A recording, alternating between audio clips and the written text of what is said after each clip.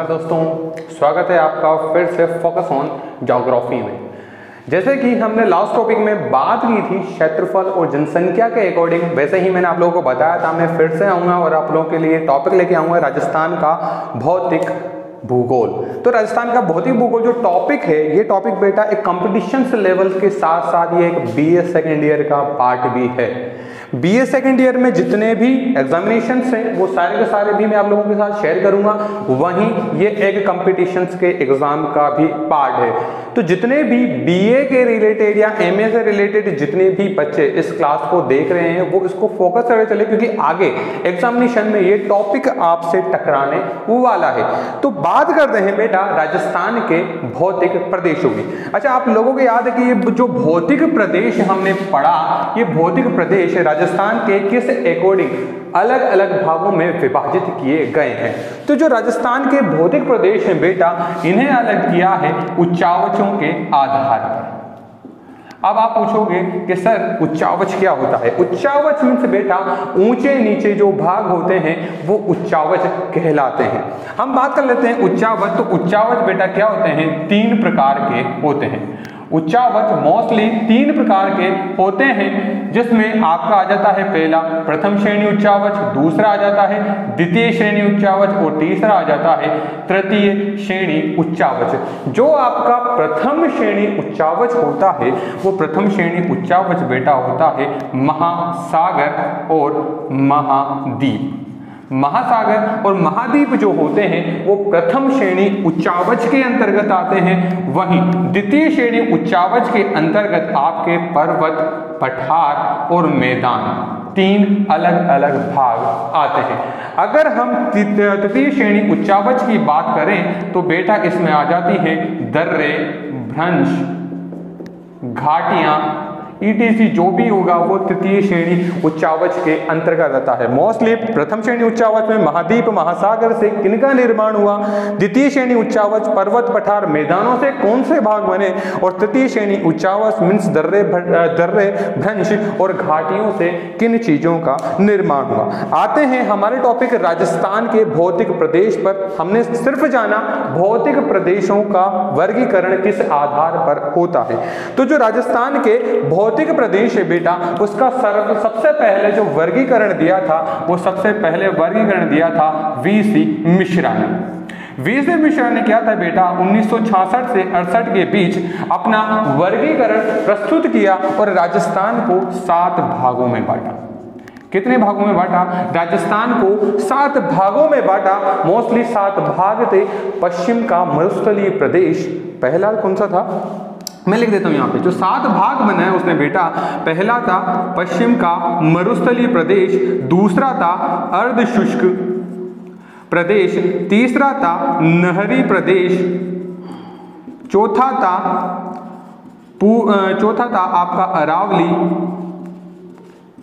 पांचवा था पूर्वी कृषि प्रदेश, छठा था बेटा दक्षिणी पूर्वी कृषि प्रदेश और 7वां आया चंबल बीहड़ क्षेत्र। मीन्स 7 भागों में बांटा और इन 7 भागों का मीन्स आपका पश्चिमी मरुस्थलीय प्रदेश यहां पे था।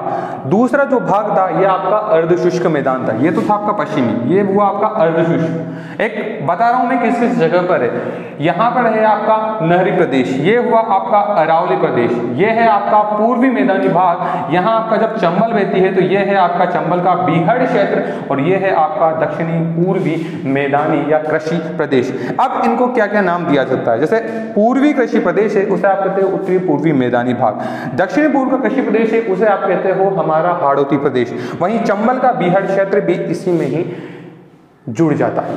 इसके बाद क्या था बेटा, वीसी मिश्रा के बाद जो वर्गीकरण प्रस्तुत किया वो वर्गीकरण प्रस्तुत जलवायु के आधार पर हुआ। मोस्टली इन्होंने उच्चावचों के आधार पर दिया, पर जो दूसरा वर्गीकरण प्रस्तुत हुआ वो दूसरा वर्गीकरण ए के सेन ने प्रस्तुत किया। दूसरा जो वर्गीकरण था बेटा वो ए के सेन ने प्रस्तुत किया और इन्होंने 1968 में ये वर्गीकरण प्रस्तुत किया। पर जो ये वर्गीकरण आया, ये वर्गीकरण जलवायु के आधार पर सामने आया। मीन्स इन्होंने जो भौतिक प्रदेशों का विभाजन किया वो विभाजन किया आपके जलवायु के आधार पर। इसके बाद तीसरा जो वर्गीकरण सामने आया वो तीसरा वर्गीकरण दिया आपका रामलोचन सिंह ने। किसने किया? रामलोचन सिंह का सभी कंपटीशंस बीए पार्ट या फिर जितने भी एग्जामिनेशंस होते हैं उनमें रामलोचन सिंह का ही वर्गीकरण आता है, क्योंकि एक सटीक सा सिंपल ही बहुत अच्छा वर्गीकरण उच्चावचों के आधार पर इन्होंने दिया था। इन्होंने राजस्थान के भौतिक प्रदेशों को बेटा 4 भागों में बांट दिया था। 4 भागों का मीन्स पहला इन्होंने बांट दिया पश्चिमी मरुस्थलीय प्रदेश, दूसरा इन्होंने बांट दिया अरावली, तीसरा इन्होंने बांट दिया उत्तरी पूर्वी मैदान और चौथा बांट दिया बेटा पठारी क्षेत्र। ये इन्होंने रामलोचन सिंह ने 4 भागों में वर्गीकरण किया। पर इसके अलावा भी राजस्थान के भौतिक प्रदेशों को साहित्यिक आधार पर भी वर्गीकृत किया गया था। मीन्स साहित्यिक आधार पर राजस्थान को 3 भागों में बांटा गया।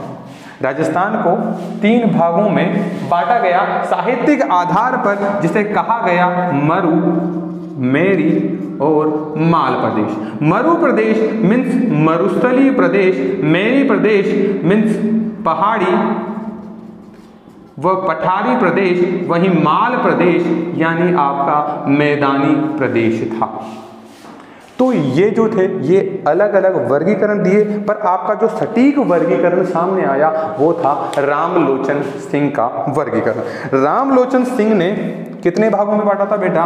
पश्चिमी मरुस्थलीय, अरावली, उत्तरी पूर्वी मैदानी वो पठारी, कितने? 4 भागों में बांटा। पर इसके अलावा भी हमें हमेशा नोटिस करके चलना है इन सारी चीजों पे। सबसे पहले किसने दिया? सबसे पहले दिया वीसी मिश्रा ने।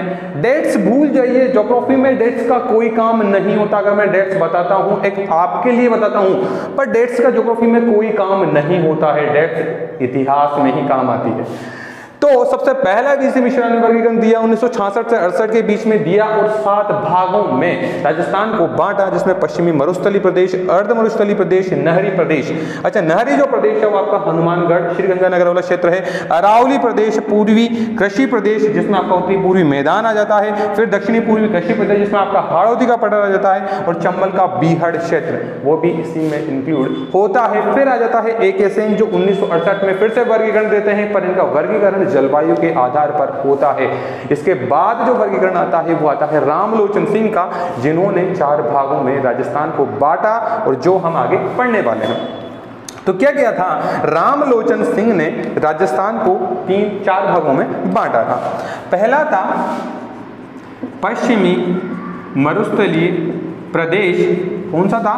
पहला पश्चिमी मरुस्थलीय प्रदेश। दूसरा था आपका अरावली, दूसरा हुआ आपका अरावली। तीसरा था आपका उत्तरी पूर्वी मैदानी क्षेत्र, और चौथा हुआ बेटा आपका हाड़ौती का पठार या दक्षिणी पूर्वी पठारी क्षेत्र।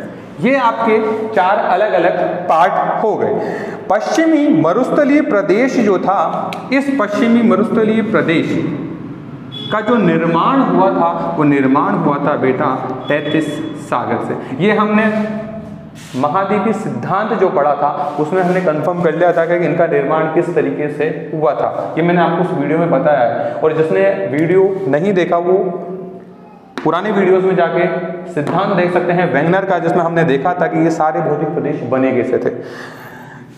क्योंकि अगर मैं उसके बारे में भी बताने लगा तो फिर से और लंबा वीडियो हो जाएगा। मैंने ये सारा का सारा क्लियर कर दिया था आपको वेंगनर के महाद्वीपीय विस्थापन सिद्धांत में। हालांकि मैंने उसमें वर्ड के बारे में कोई जानकारी नहीं दी थी। जब मैं वर्ड पढ़ाऊंगा आप लोगों को तो मैं फिर से वेंगनर को लेके आऊंगा। उत्तरी पूर्वी मैदानी जो भाग है बेटा ये भी बना था 33 सागर से। मीन्स पश्चिमी मरुस्थलीय प्रदेश और उत्तरी पूर्वी मैदानी भाग दोनों किससे बने बेटा? 33 सागर से निर्मित हुए। पर जो अरावली बना, ये अरावली बेटा गोंडवाना लैंड का भाग बना। किससे? किसका भाग बना? ये गोंडवाना लैंड का भाग बना। और जो हाड़ौती क्षेत्र था वो भी हमारा किसका भाग था? गोंडवाना लैंड का भाग था। अब आप लोगों से क्वेश्चन जो पूछ जाते हैं वो ऐसे पूछ जाते हैं, पश्चिमी मरुस्थलीय प्रदेश किसका भाग है? तो किसका भाग हुआ? तैतीस सागर का, गोंडवाना लैंड का, अंगारा लैंड का, पेंथालासा का किसका भाग था? तैतीस सागर का भाग था। अगर बात करें अब क्षेत्रफल की, किसकी बात करते हैं? अब क्षेत्रफल की बात करते हैं तो क्षेत्रफल में सबसे बड़ा और सबसे छोटा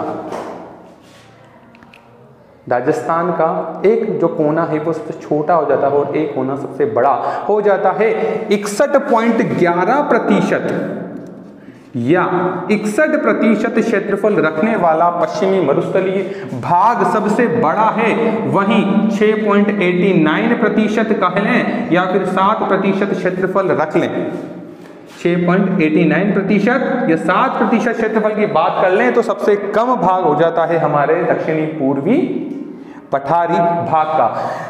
61.11% भाग में 61% भाग ही कहलाएगा, क्योंकि 50% के ऊपर वो होता तो 62 हो जाता, इसलिए ये 61% क्षेत्रफल कहलाया। और यहाँ पर निवास करने वाली जो जनसंख्या है वो जनसंख्या है सिर्फ 40%। कितनी प्रतिशत जनसंख्या निवास करती है? सिर्फ 40% जनसंख्या निवास करती है। वहीं इस हमारे हाड़ौती क्षेत्र में 11% जनसंख्या निवास करती है।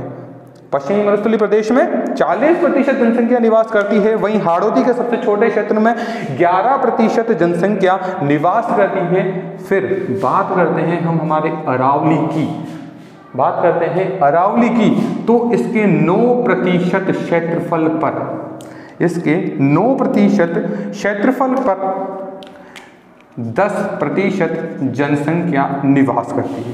कितनी? 9% क्षेत्रफल पर 10% जनसंख्या निवास करती है। अगर आए हम उत्तरी पूर्वी मैदानी भाग पर, तो उत्तरी पूर्वी मैदानी भाग का जो क्षेत्रफल है बेटा वो है 23%। और यहाँ पर निवास करने वाली जो जनसंख्या है वो जनसंख्या है बेटा 39%। मीन्स सर्वाधिक जो जनघनत्व देखने को मिलता है भौतिक प्रदेशों में,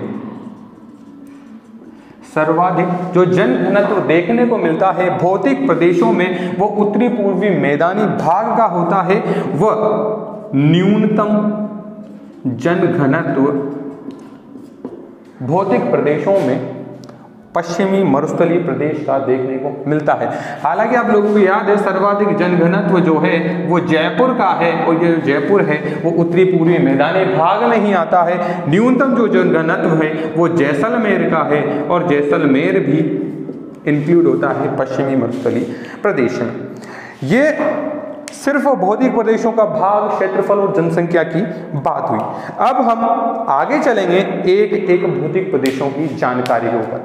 मीन्स पहले हम पढ़ेंगे पश्चिमी मरुस्थल, अरावली, उत्तरी पूर्वी मैदान और फिर हमारा हाड़ौती का पठार।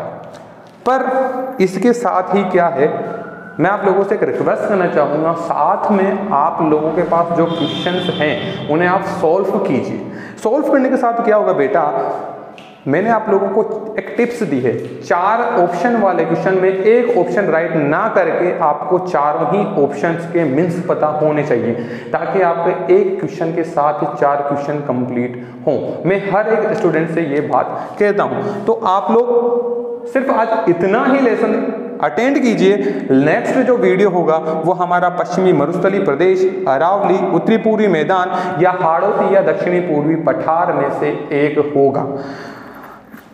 बच्चों, फोकस ऑन ज्योग्राफी जो है अब एक नई मुहिम शुरू करने वाला है। मुहिम क्या होगी कि अब हम उन बच्चों के साथ स्टडी शुरू कर रहे हैं जो बच्चे सिर्फ एक गरीब परिस्थिति में रहते थे। हम इस लॉकडाउन के बाद हर एक पेड़ के नीचे जहां भी हो सके एक बच्चों को इकट्ठा करके सोशल डिस्टेंसिंग जो रहेगी उन्हें निभाते हुए उन बच्चों को स्टडी से जोड़ने का काम करेंगे। अगर आप स्टूडेंटों में से कोई भी किसी भी सब्जेक्ट को एक छोटे से बच्चे को पढ़ाना चाहता हो, इच्छुक हो, सिर्फ दिल से कि हर एक स्टूडेंट पढ़ा लिखा हो, जिसे समझ हो पढ़ाई की, उससे जुड़े तो आप मुझे ज़रूर मैसेज करें, ज़रूर कांटेक्ट करें और साथ में ही सब्सक्राइब, लाइक एंड शेयर करें फोकस ऑन ज्योग्राफी को।